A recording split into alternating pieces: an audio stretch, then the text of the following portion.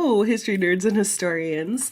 My name is Krystina, and this is Effed Up History, where we talk about a little tidbit from history that's super fucked up. So last week we talked about the curse of Giles Corey, and it was kind of heavy. And by kind of heavy, I mean really heavy. So I typically try and not stack heavy stories on top of each other. I usually try and go back and forth between the heavy true crime and the lighter stories. But this story today is kind of related to the curse of Giles Corey. So I felt like it was a good time to talk about him now, and it's kind of fresh because there isn't a curse of Giles Corey without George Corwin. He's a peach. So, without further ado, sit back, relax, and practice your oh good god, what the fuck faces.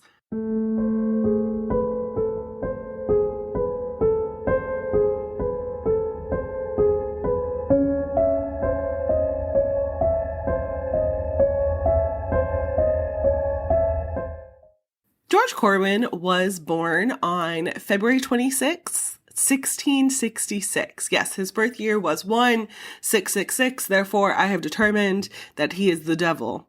I mean, he wasn't a good dude, so he kind of lived up to it, honestly. Find a Grave says that his father was Jonathan Corwin, who is one of the judges during the witch trials and the owner of the witch house, but that's not accurate. George was actually Jonathan's nephew. I saw one account that said that Jonathan Corwin's father had 5 children, and one was named John with an H and another Jonathan without an H. So I'm not really sure who George Corwin's parents were.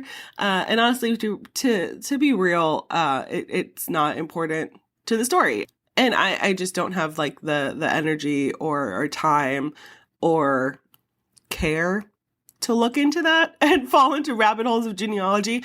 But I think that this is a good example of things that you find on the internet are not always true. Find a Grave is very often correct. It's a good source that I like to reference at the beginning of my rabbit holes when I dive into people, just like ancestry.com. That's another really good resource when you're looking into the history of people, to kind of start there and work back, but it is not always accurate. And I think that it's important to sort of acknowledge that. But regardless of his parentage and which Corwin it may or may not have been, Jonathan with an H or Jonathan without an H or someone else entirely, the Corwins themselves were really well-respected people in society, even before Massachusetts was colonized. They're actually descended from a knight of King Edward I named Sir Gilbert Colwyn II. So this was during the 12 and 1300s. To give perspective, they lived in Cumberland in North England, and the ruins of their home is called Workington Hall, and that's actually still there. You can go visit the ruins of their home if you ever find yourself in Cumberland. In England, they were often sheriffs and other noblemen, and when the family came to Massachusetts in 1638, they were shipbuilders and merchants, which just meant that they made a buttload of money. So if you remember last week, we kind of talked about that a little bit, how, you had Salem Town, and then you had Salem Village and Salem Farms, and the people in Salem Town were the ones who were really wealthy and really prosperous. That's where the Corwins lived. George Corwin, his home is where the Merchant Inn is today. That's where the land was where he was living when he was alive. And then of course Jonathan Corwin, his uncle, is the witch house. So they were very much in downtown, very close to where the waterfront was back then, which means they were primo people in society and very, very wealthy. Find a Grave, again, says that George Corwin was married twice. But again, with that information on the site, take that with a grain of salt. But his first wife, Susanna, he married in 1688, and she died in 1693. And then he promptly married her sister Lydia the same year. She had his first and only child also that same year. I am probably projecting my personal feelings of him onto the situation, but I have thoughts about marrying your dead wife's sister that I will not express here today. But his main claim to fame, of course, is being the sheriff in Salem during the witch trials. If you remember from the last episode, he was responsible for the pressing of Giles Corey. George Corwin was 25 years old when the witch trials started in Salem in 1692. He was appointed sheriff the same day that the Court of Oyer and Terminer was established on May 27, 1692. And it was not nepotism at all that led to his position. It wasn't the fact that his uncle was Judge Corwin and his other uncle was Judge Winthrop and his father-in-law was Judge Gedney, who were all members of the Court of Oyer and Terminer. That definitely is not why he was appointed sheriff at all. One of his main jobs was to cart the convicted witches, quotes, air quotes that you can't see because this is a podcast, but convicted witches that were to be executed to Proctor's Ledge. But he would also confiscate property of the convicted. He wouldn't take their land because that was actually illegal, but he would take everything on the land. So livestock, harvests, things around the house like furniture, kitchenwares, jewelry, so pretty much everything that like made the house a home. To clarify, this was if it was a man or a widow that was condemned, because if it was a married woman who was condemned, she didn't own anything, even in her own house. These things that he confiscated were supposed to be stored and inventoried to help pay the jail costs and support families if it were to lead to an execution. But George would just steal it sometimes, like John Proctor. Sheriff Corwin confiscated all of his livestock and then sold it and slaughtered it, which obviously caused a lot of issues, which we will get to. But he wouldn't take the land. I've had a lot of people that I hear, especially like in downtown Salem when I'm doing tours and stuff, that will say that like it was all about the land. And the whole reason why the witchcraft trials were done was because people wanted to confiscate the land. They wanted the good farming areas. They wanted the easier access to the ports and all of that, which just was not the case. Because English law, which they were still following over here and not just the colonies, forbade that from happening. Like you couldn't confiscate land. You could just confiscate like everything on the land that made the land worthwhile, but you couldn't actually confiscate the land. There are some rumors that George Corwin inspected and tortured people who were accused in his home, but there's no evidence that supports that.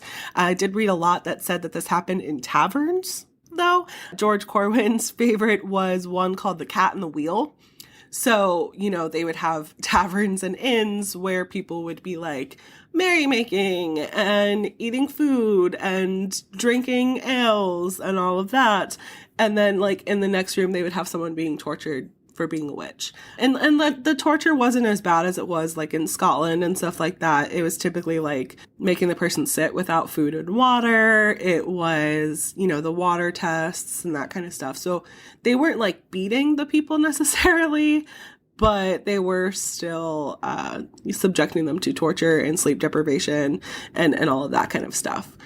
So, yeah. But the biggest thing that he's known for during his life is what we talked about last time. He was majorly involved in the death of Giles Corey, and legend says that Giles Corey's last words were like cursing the sheriff and his entire town. For more information on that, go back to the last episode if you need a refresher. We're not going to talk about that anymore.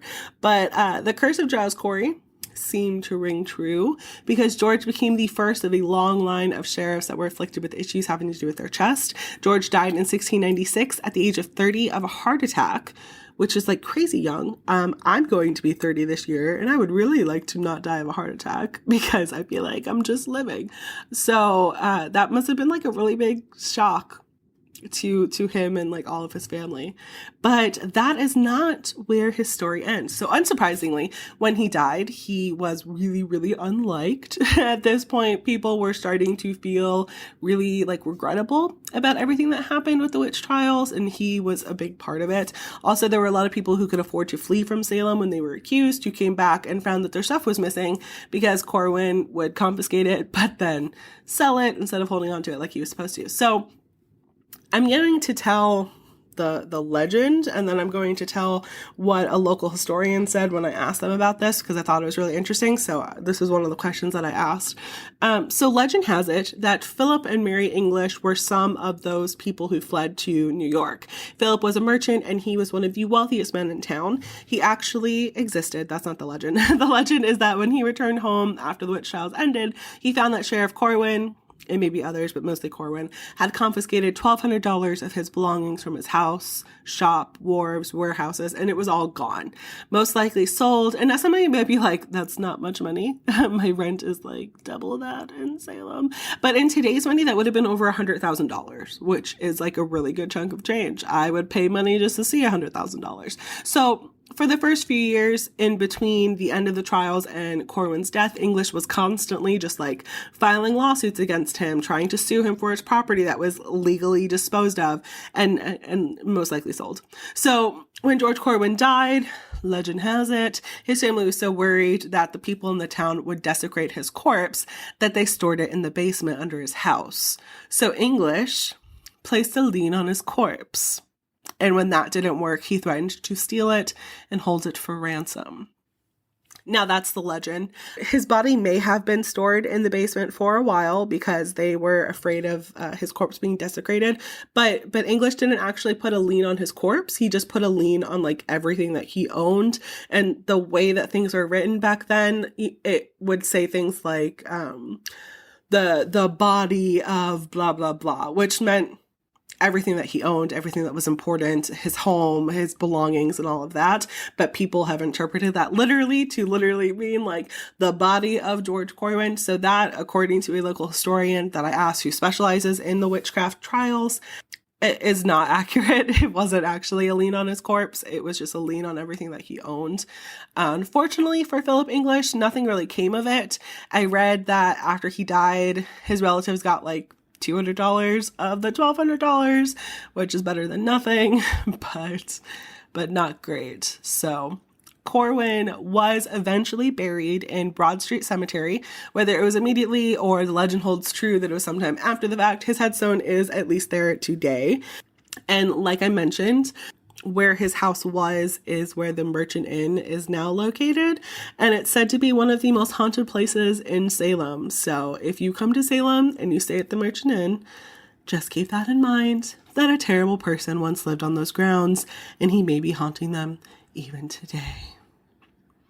Thank you so much for listening today. If you have a story from history or mythology that you'd like to hear me discuss, please reach out. All of my contact information is going to be in the description, or you can email me at effeduphistory@gmail.com. All of my socials are at effeduphistory. I'm a terrible millennial and I never post anything ever, but it is there if you want it.